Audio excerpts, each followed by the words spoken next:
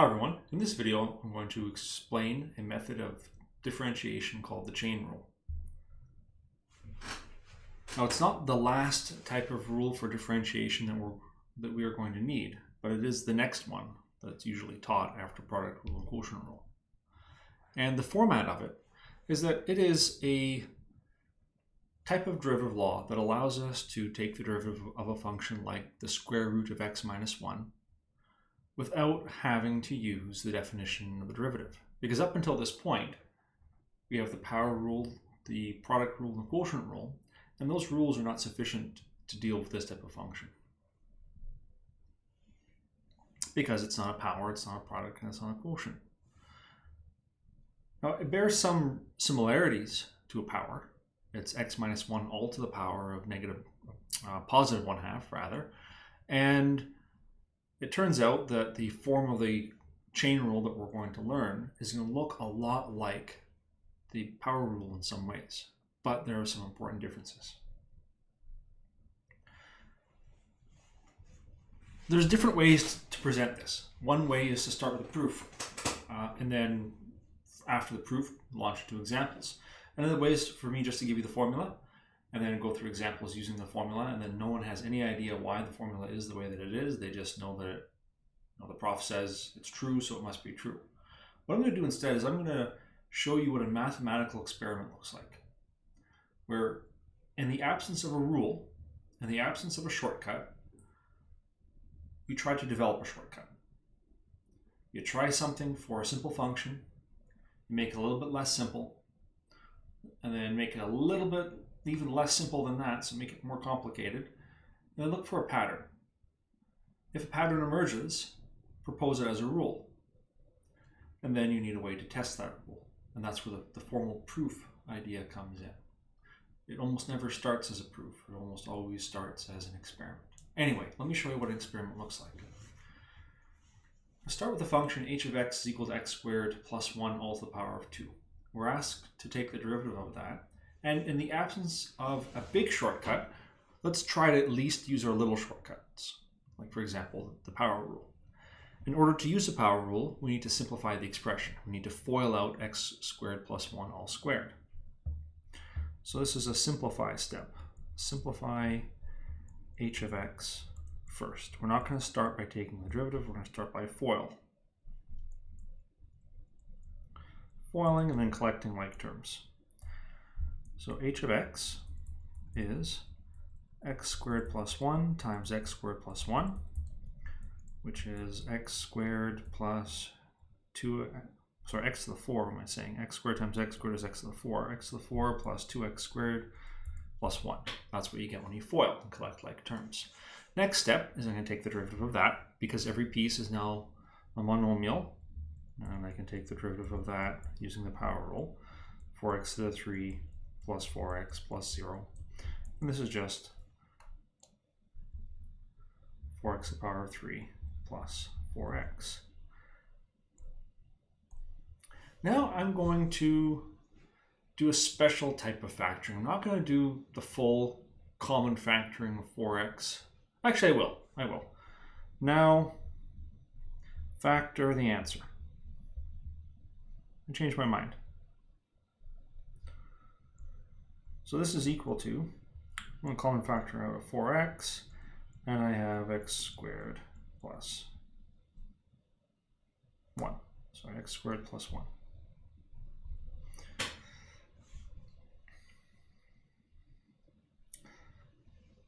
Now, underneath, I'm going to write this is equivalent to equals 2 times 2x times x squared plus 1, because 4x is the same as 2 times 2x. I'm going to do something really, really bizarre. I'm going to take the 2x that's there, and I'm going to multiply it on the back end, on the very end of the bracket, because order of multiplication does not matter. 4 times 5 times 6 is the same as 4 times 6 times 5. I can interchange the order of those multiplications, and the final answer will not change. So if I do that, I'm going to have 2 times x squared plus 1 multiplied by, I'll put this in square brackets on the end, 2x. Looks strange, but I have a very good reason to do this. Next question. What we will do is we'll start by simplifying.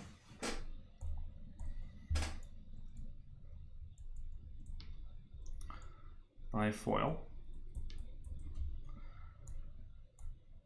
So h of x is equal to x squared plus 1 times x squared plus 1 times x squared plus 1. Now we already FOILed two of these terms together, the x squared plus 1 times x squared plus 1, so let's just say the first two. And what we got was x to the power 4 plus 2x to the 2 plus 1, and now we're multiplying that by x squared plus 1. And let's see, we get x to the power of 6 plus x to the 4 plus 2x to the 4 plus 2x squared plus x squared plus 1. So what happened was every single term in the first, is your pointer? So first times first, x to the power 4 times x squared is x to the power 6, exponents add. Then x to the power 4 times 1 is x to the power 4. So I took the first term in the first bracket and multiplied it by each of the terms in the second bracket. Now I'm going to take the second term in the first bracket and make sure that it combines with each of the terms in the second bracket. So each of the terms in this first bracket must pair up with each of the terms in the second. That's the generalized FOIL. So after doing that, you get that expression. And now I'm going to collect like terms. X to the 6 plus 3x to the power of 4 plus 3x to the power of 2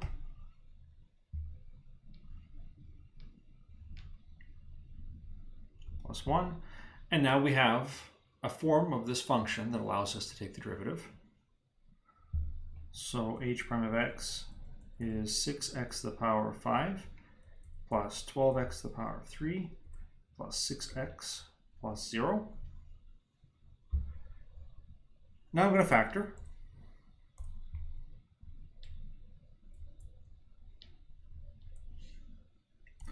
So we factor this, we get, let's see, I'm going to common factor out as 6x, and I'm left with x to the 4 plus 2x to the 2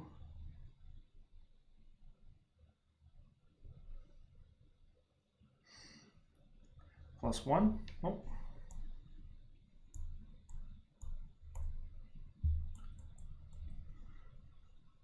But hold on a second, we've seen that bracket before.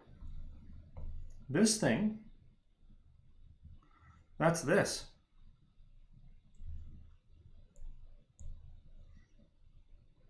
So that is 6x times x squared plus 1 squared.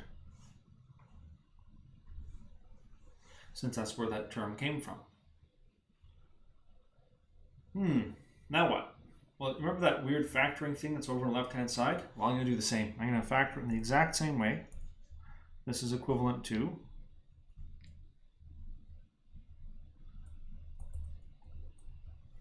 you have every right at this point to ask yourself and to ask me through the camera, why are you doing the factoring thing at the end? This makes no sense.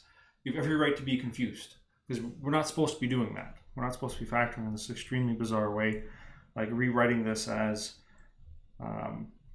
3 times 2x times x squared plus 1 squared equals, I'll put the 3 in front, and then x squared plus 1 squared, and the 2x in brackets outside. I'm going to keep going and keep doing this, and then look for a pattern after you do this enough times.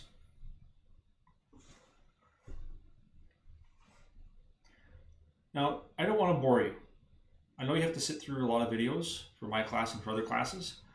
I'm just going to get to the point. If I FOIL that term out, x squared plus 1, 4 times, expand everything out, collect like terms, what I'll get at the end, after I take the derivative, and factor in that strange way I've been factoring, is I'll get h prime of x is equal to 4 times x squared plus 1 to the power of 3 times 2x. If I do that for the x squared plus 1 to the power of 5, FOIL it, collect like terms, take the derivative, factor in the strange way, I'll get this. I get h prime of x is equal to 5 times x squared plus 1 to the power of 4 times the 2x. Okay, what if there's already... Okay, so that's that. Now notice the inside has changed. Notice x to the 3 inside, x to the 3 plus 1 rather, x to the 3 plus 1 instead of x to the power of 2 plus 1. You can do this on your own if you're interested in repeating the experiment, but I'm going to do the experiment, safety glasses, all that stuff, lab reports, significant figures, and after the experiment just tell you what the answer is that comes out. So the experiment results in the following. You get 5 times x cubed plus 1 to the power of 4. And instead of a 2x on the right hand side, we get a 3x squared. And this is normally where I'd pause and I'd ask, I want one of you to tell me what's going to happen for the next derivative. Based on the experiments that have been done so far, can you express what the answer should be? And it doesn't mean that you're confident. It doesn't mean that you know for sure. But what would you guess will come out of this if you take the derivative? So look at the pattern. When we took the derivative of x squared plus 1 to the power of 2, the 2 came down. The new power on the bracket term, x squared plus 1, became power 1. And on the outside, we put a 2x. How is the 2x related to what's inside the brackets? Is there any relation? And there is. It turns out that it's the derivative of x squared plus 1. The derivative of x squared is 2x. The derivative of 1 is 0. 2x plus 0 is just 2x. Look what happens in the next one. X squared plus 1 to the power of 3. When we take the derivative, the 3 comes down. We have x squared plus 1 to the power of 2, so that part's just like a power rule, but like a big power rule. And then we have the derivative of x squared plus 1 again. The same thing gets repeated for the next 2 experiments. The power comes down. We have the bracket, the big bracket, to one lower power multiplied by 2x. Again, multiplied by 2x. Now when we change the experiment a little bit more, instead of just changing the power when we change the inside, the power comes down. We get the original function in the brackets to the power of 4 instead of power 5. And then we multiply by 3x squared. How is 3x squared related to x cubed plus 1? And it is the derivative of the inside. The derivative of x to the power of 3 is 3x to the power of 2. The derivative of 1 is 0. We add them together. 3x squared plus 0 is just 3x squared. So what it looks like is happening is when you take the derivative of a function to a power, the power comes down. That function is now raised to one lower power, and then that is multiplied by the derivative of whatever is inside. That's the chain rule. That we didn't just, I want to say we could discover it experimentally, but no discovery is complete without verification, in mathematics, without proof. But let's just go ahead anyway without proof, just based on this experiment and based on some intuition, and state what we think the derivative would be for the next one.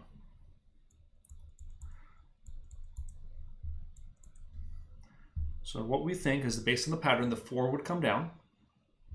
We would have x cubed plus x squared to the power of 3. And then if this really is a rule, what will happen here in the inside of this bracket will be the derivative of what's inside the brackets of the original function. So the derivative of x cubed, 3x squared, plus the derivative of x squared, which is 2x.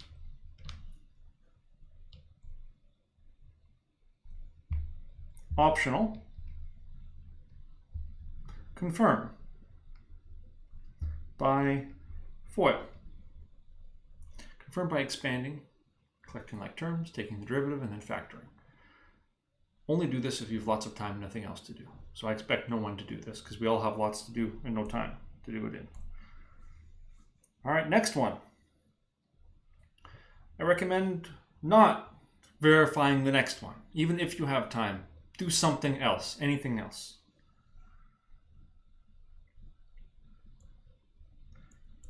What I'm going to show you is just the result of taking the derivative according to this new chain rule that I seem to be telling you is a rule that is something you can rely on, and it is.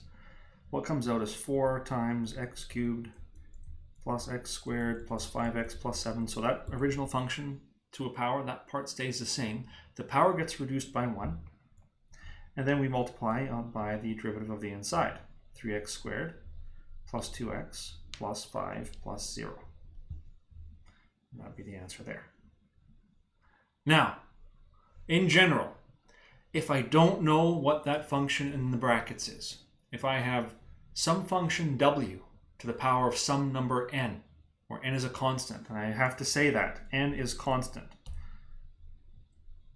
N is constant. If n is a function, or if n contains x, then this is all, we throw this all out the window.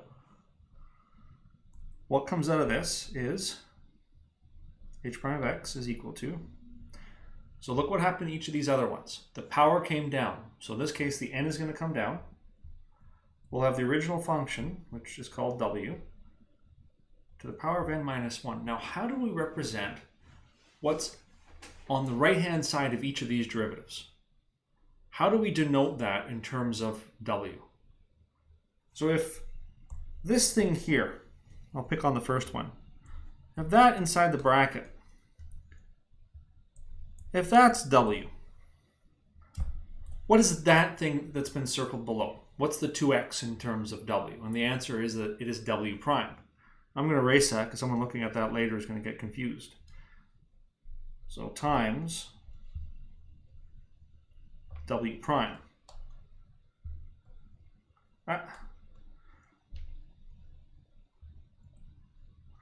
So that's not w to the power of 1, that's the derivative of w.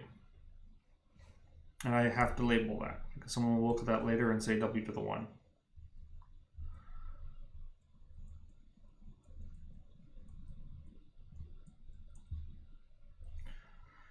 This is not the most general statement of the chain rule that exists. This is a particular type of chain rule for a function raised to a power. When we get to the section on exponential functions and log functions, we'll see that there's a related type of chain rule. It looks completely different, but it's the same chain rule that we have here.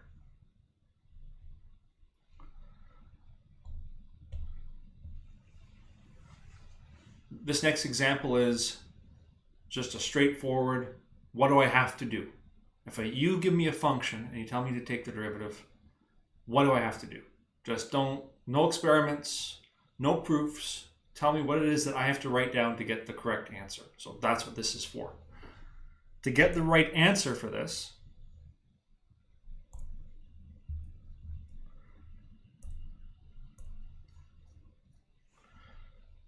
first step is realize it's a chain rule.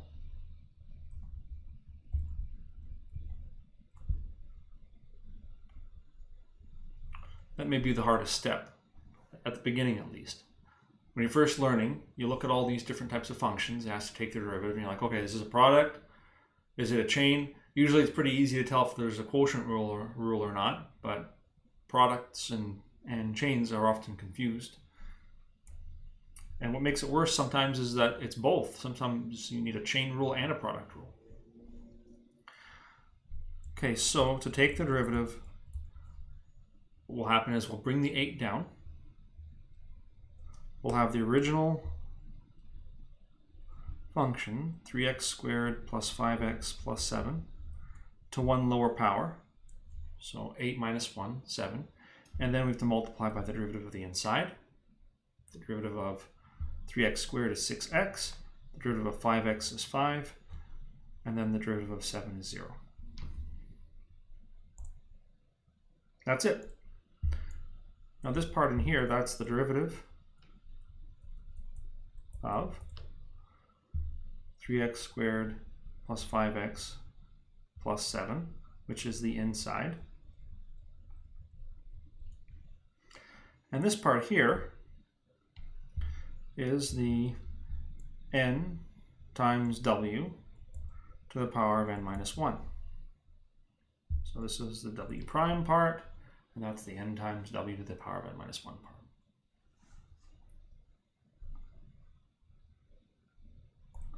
Alternative. The alternative way to write this, not really an alternative formula, is as follows. We can say that f of x is w to the power of 8. Then f prime of x is 8w to the 7 multiplied by w prime, which is, so we're just giving it a label. We're calling the inside a letter. So we're just going to replace that w back with what it's supposed to be, 3x squared plus 5x plus 7. And then w prime is the derivative of the inside. The derivative of everything I call w, that's w prime, so 6x plus 5. You can add in the plus 0 if you want.